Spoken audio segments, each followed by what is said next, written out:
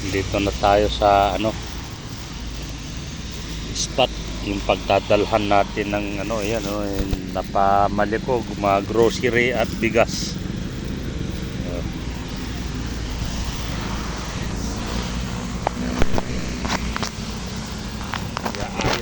Iaayos natin.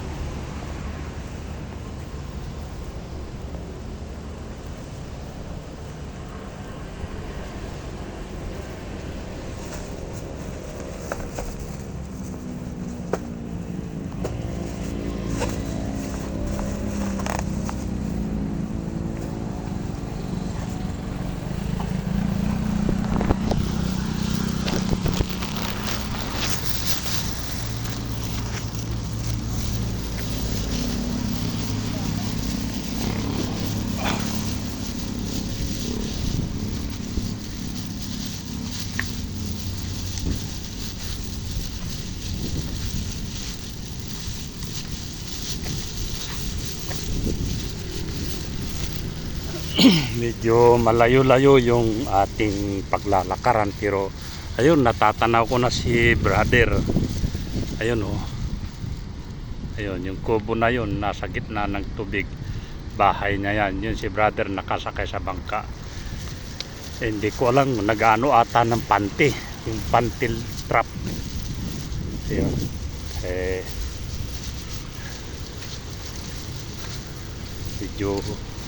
medyo mabigat yung ating dala.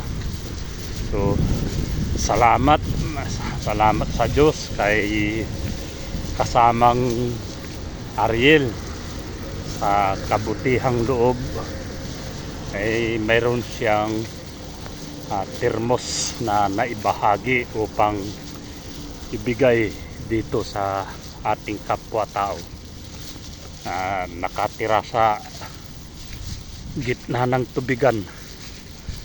Yan. Ay, maputik. Ay, bumabaon yung aking paa. Yan. Maputik.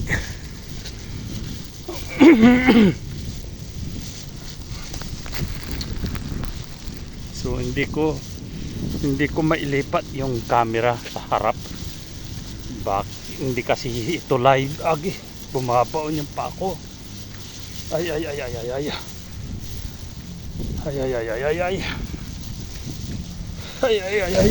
Malalim. Ano ba yun? Malalim.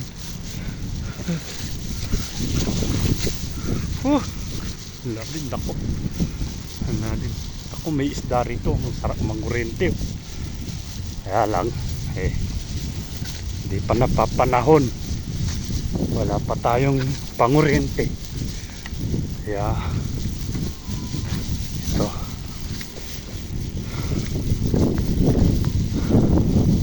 Pagod na ako medyo mabigat ito yung daanan ni brother delikado to.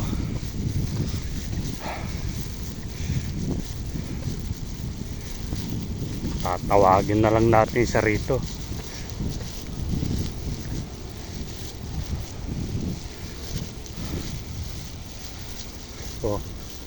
Brother! Aya!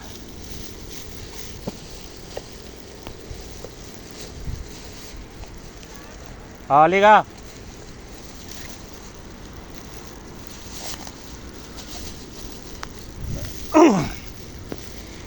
So off muna natin to. Panibagong video tayo. Ayun si brother yun.